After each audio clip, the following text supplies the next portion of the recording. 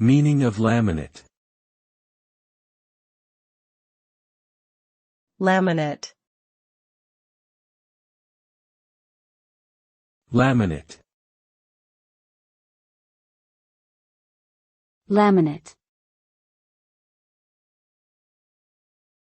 Laminate. The term laminate can have a few different meanings depending on the context in which it is used. Generally, it refers to a material made by bonding two or more layers together. In a construction context, laminate often refers to a type of material made by pressing thin layers of wood or other materials together with an adhesive. In a manufacturing context, laminate can refer to a flexible material made from layers of resin-impregnated paper or fabric that has been cured under pressure. This material is often used to make countertops, flooring, and other surfaces that require durability and resistance to moisture and wear.